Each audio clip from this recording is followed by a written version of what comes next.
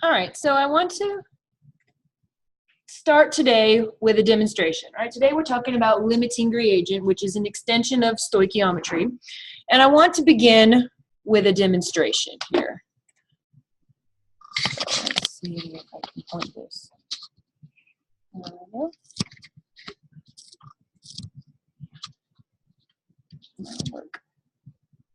All right. So this is an experiment that I know you probably did in elementary school. I mean, I do this experiment with my kids all the time, just baking soda and vinegar, right? Everybody's done this before. Baking soda is sodium bicarbonate. Vinegar is acetic acid. It's a weak solution of acetic acid. So if you take a scoop, let's do several big scoops. And just a little tiny bit of vinegar. It's not all that exciting, right? Why? Why is there not a whole lot of wow factor? The proportions all whacked out, right? Because I have a ton of baking soda, just tiny little bit of vinegar. It's not a very exciting reaction. The ratio is important. The ratio makes all the difference. Now I'm getting an observable reaction. But if you notice, I'm swirling this, and I've got unreacted baking soda there at the bottom. Right? So the proportion of the experiment makes all the difference. When I do this experiment with my kids, I actually have graduated cylinders at my house because I'm a dork. And I put a ton of baking soda in the bottom. Like I've got a 1 liter graduated cylinder, big monster one. And I put a ton of baking soda in the bottom. So like we're talking like, I don't know, 50 or 60 milliliters worth. And then we just start adding baking soda to it, and it'll just froth out the top. It keep going and going and going. The idea is you've got excess unreacted, right? So if I add more to this, I get my reaction, right? So the proportion makes all the difference. The proportion makes all the difference. And that's the premise behind limiting reagent. Okay? Limiting reagent looks at the proportions of reactions. It asks us, how much can I make? No, I'm going to smell like vinegar all day. How much can I make?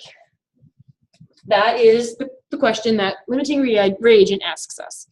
And it's just an extension of stoichiometry. Okay, if you understood stoichiometry on Friday, you'll understand this because it's the exact same thing. You're just doing it twice instead of once. Okay, so the limiting reagent is the reactant you run out of first. In my demonstration here, which reactant did I run out of first? Depended on the ratio, right? The reactant I ran out of first. In other words, it's the substance that's present in the smallest stoichiometric amount. If I look at my beaker here, I still have unreacted baking soda. So that means that baking soda was not my limiting reactant. If I had baking soda left over, that means that baking soda wasn't the limiting reagent, right? The vinegar was the limiting reagent. I ran out of it first. So if you look at this picture, H2 and O2 producing H2O. Now H2s are the silver ones, O2s are the red ones. If you look at the after picture, here are all your waters, and you've got 2 O2s left over. So does that mean oxygen was the limiting reagent or the excess reagent? You have leftovers of it, so it has to be the limiting reagent, right? Anything that you have left over, anything that you have left over is your excess reagent. Okay, that means that H2 was my limiting reagent. Does this make sense? I ran out of H2 first. I can only make as many waters as I have H2s and O2s for, right? If I've got O2 left over, O2 must be my excess reagent. Just like in my example here, I've got unreacted baking soda at the bottom. The stuff that's unreacted is your excess. What you ran out of and what caused the reaction to stop is the limiting reagent. Does this make sense? Does this make sense?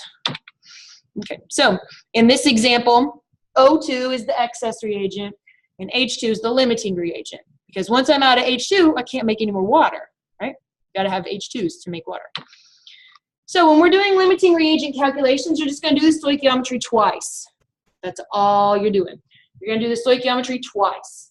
The substance that yields the least amount of product is the limiting reagent, and then by definition the other is the excess reagent. All right, that's all that this is. It's not anything different from what we did on Friday when we did stoichiometry. Okay, if you understood stoichiometry on Friday, the 3 steps, then this is exactly the same as what we did Friday. You're just going to do it twice now because you'll know information about 2 reactants or maybe 2 products. You're working backwards, right? You don't necessarily have to be figuring out information about a product. You could be using products to figure out information about the reactant. So anytime you know information about more than one substance, you need to think, okay, this is a limiting reagent problem.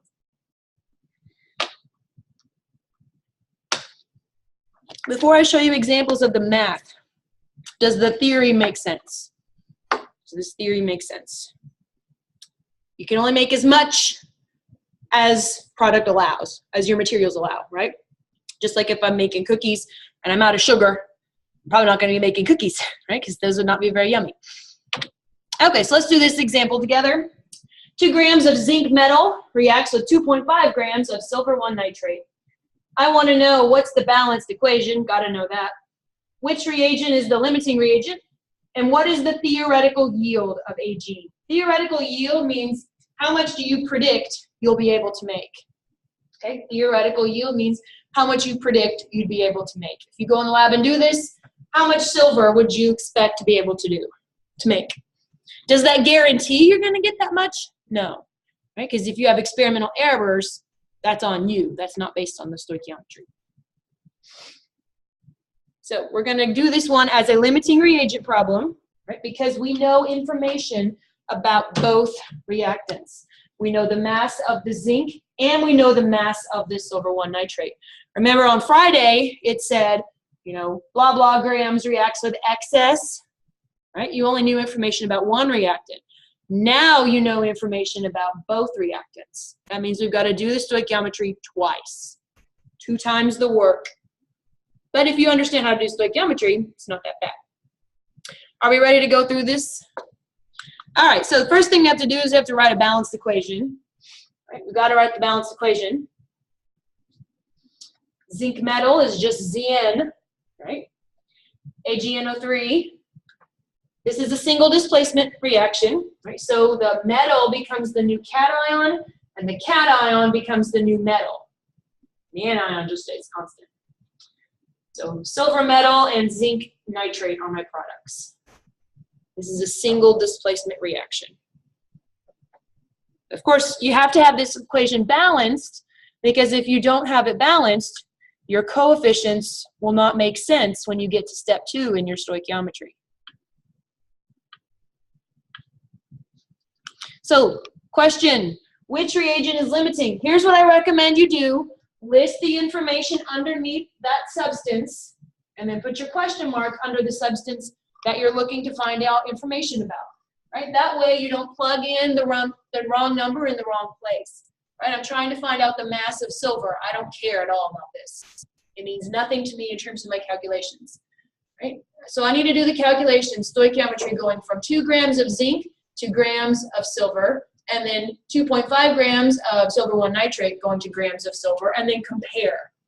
Okay, so I'm going to do the stoichiometry, the 3 steps, 2 times. Going from here to here, and then going from here to here. Does this make sense? All right, so here's step 1. Now again, this is just going from zinc to silver, right? This is just going from zinc to silver. I convert grams to moles, carrying out extra decimal places. Take that number, multiply by the mole ratio, which is 2 to 1. Take that number, convert moles to grams. Okay? Now, if you want to do this as one big, long, continuous calculation, that is perfectly fine if that makes sense to you, right? You can set it up as one big, long calculation. Grams to moles, mole ratio, moles to grams, right? And multiply straight across and divide up. That's perfectly fine. I have no problem if you do that, okay? But just make sure that you're really careful in setting up those conversion factors, because if you get one of these backwards, right, it's going to mess the whole thing up. So if you do it as one big long calculation, I have no problem with that, as long as you understand each of these steps individually, right? Step 1 of stoichiometry, grams to moles. Step 2 is the mole ratio. This mole ratio comes from the balanced chemical equation, coefficient of 2, coefficient of 2, right? Coefficient of 1. And then we're taking that number and we're converting it back to grams. So 2 grams of zinc would produce 6.6 grams of silver. But that's only half the work, right? We're only halfway there. Because now we get to do this entire process again using this 2.5 grams as my starter. Make sure this makes sense before I go further.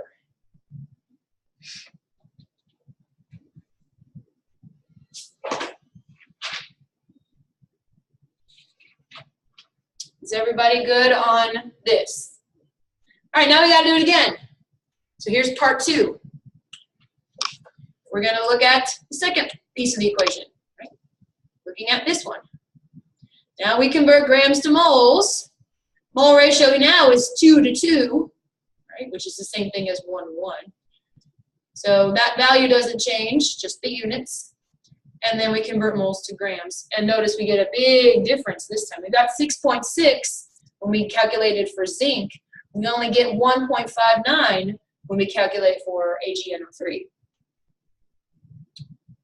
So we have to choose our theoretical yield based on these 2 calculations. I'll give you a second to look at this and make sure it makes sense.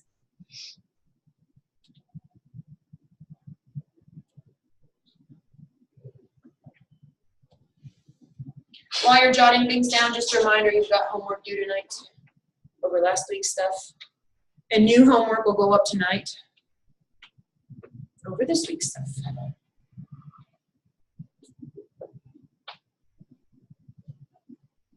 Is everybody good on the series of calculations for my second reactant?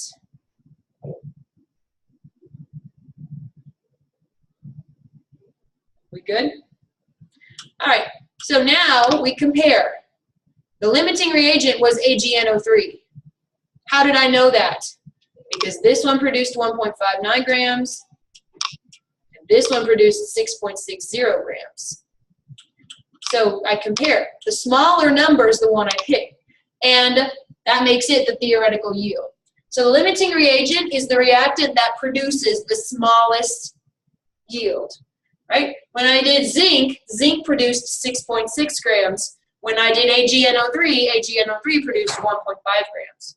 Yeah? So you asked us to find the zinc nitrate now. Would it be, would we have to do the stoichiometry again? Or is it going to add up to the same? It should be the same. It should be the same. I wouldn't ask you about both products. But yeah, the proportion should work out the same. I'd have to double check the math, but I would assume so. Because if you have limiting reagent based on one product, it would make sense that it would make for the other one too. Okay, this is a figure from your book. This is from your textbook in the stoichiometry section. It's a nice little flow chart going through how to do it. Right, so you figure out there's the problem. It asks you, okay, first write equation, then do your grams to moles, mole ratio, moles to grams. Right, so it's walking you through this process. This figure is straight from your textbook. All right, you do this one. Rust, which is otherwise known as iron 3 oxide, is formed when 2.59 grams of iron metal reacts with 3.3 grams with oxygen gas. I want to know what's the balanced equation, which is the limiting reagent, and what mass of the product is formed. And I'm only interested in the theoretical yield. Okay? Let me pause the recording here, give you time to work on that. All right, let's go over the answer. So you need a balanced equation first. Iron is Fe, right? When you see iron metal, you should just think periodic table. And then oxygen in its elemental state would be O2. And then iron 3 oxide would be Fe2O3. Do we agree? So there's the balanced chemical equation. 4Fe plus 3O2 produces 2Fe2O3. Are we in agreement on all these? Okay, now we're told in the problem we've got 2.59 grams here and 3.3 grams here. Notice there's a difference in significant figures, right? This value has 2 sig figs, this value has 3 sig figs. So the theoretical yield is going to have its sig figs based off of the value that was used in the limiting reagent calculation. So keep that in mind when your two numbers have different sig figs. All right, let's do the stoichiometry for each reactant.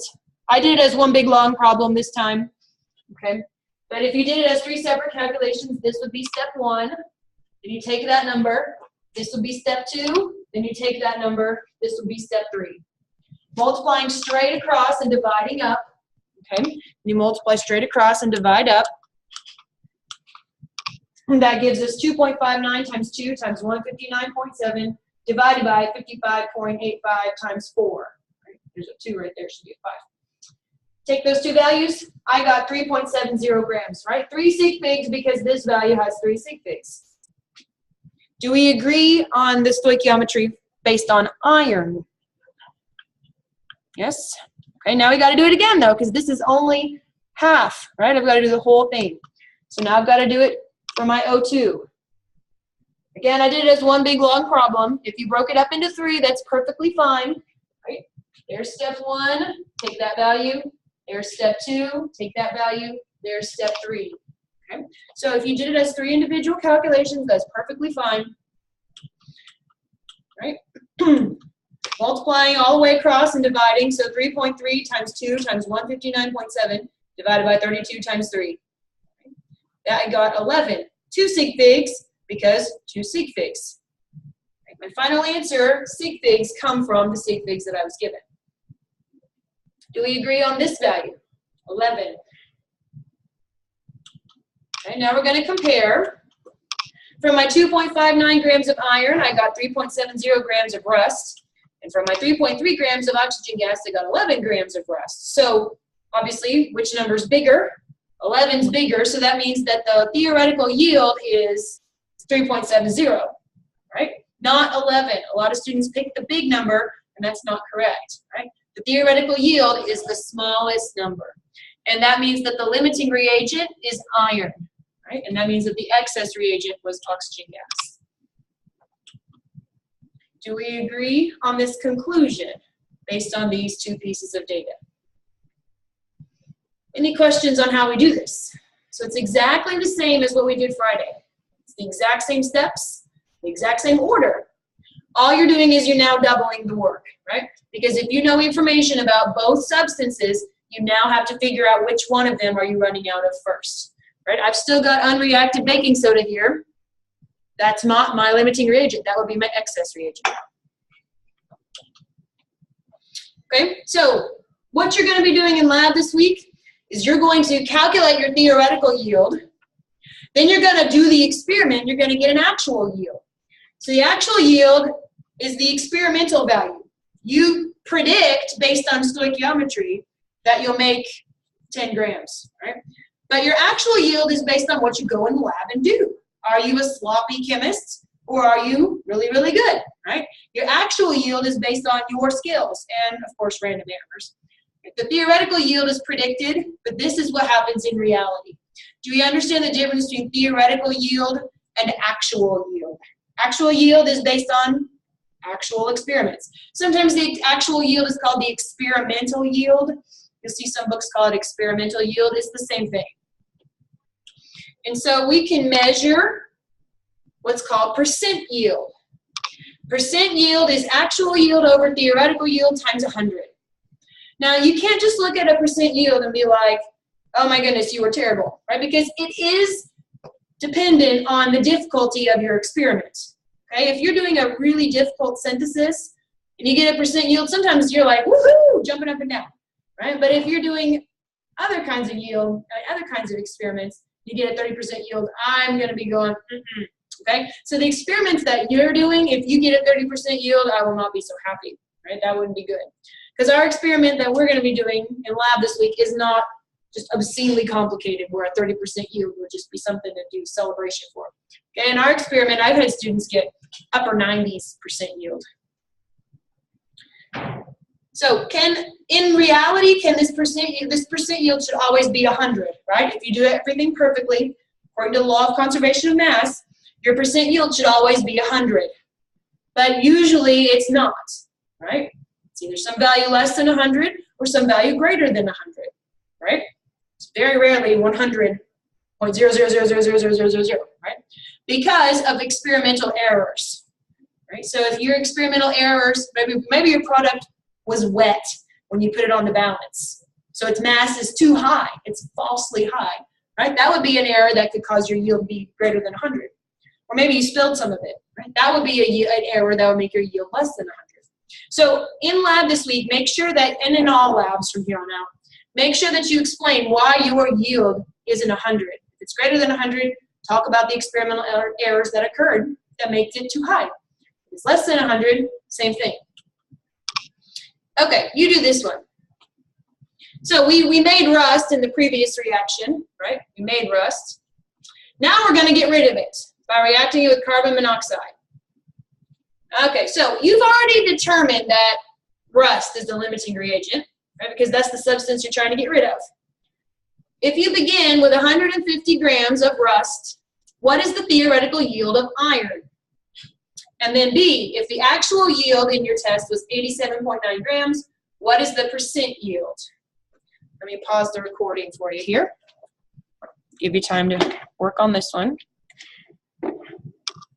Resume. Okay, so we're trying to remove rust now. We know that it's the limiting reagent. That's the substance we're trying to get rid of. So we begin with 150 grams. So do you have to do stoichiometry twice in this problem? No, we already know that it's the limiting reagent. All right, so we're just doing stoichiometry once. So grams to moles, mole ratio is 2 to 1, and then the molar mass of iron is 55.85. This value had 3 sig figs, right? There's a decimal place right there. So I keep 3 sig figs in my final answer. Now, that's the theoretical yield, right? That's how much stoichiometry predicts that I will make. Is that a guarantee that when I go into the lab and do it, I'm going to actually get that value?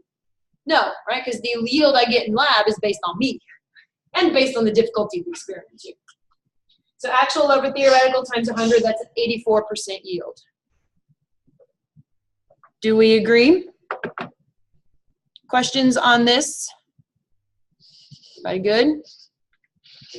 Yeah.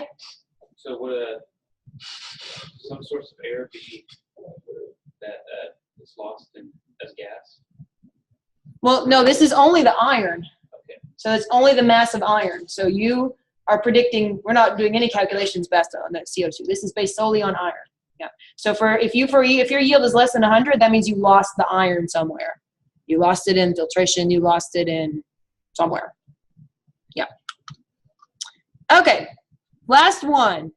Well, actually, you know what I think I'll do? I've got some problems printed out for you. I'll give these to you, and you can work on them now. That way you don't have to copy it off the screen, because these problems are the same as the ones that are on the screen. And then I'll pause the recording.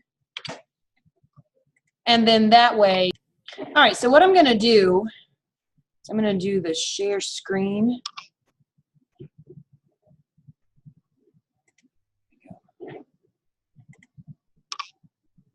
All right, so this way, if you're watching it online, or if you're watching it later and you don't have the problems in front of you, you can still see the problems. Right there are the problems. So if you need to see the problems again, that's what they look like. Move that out of the way. So if you want to watch this later, that's problems. You can pause it, work it out on your own, and then resume it when you're ready. Pause it, work it out on your own, resume it when you're ready. All right, now let's pick a different screen. So here's the answer key.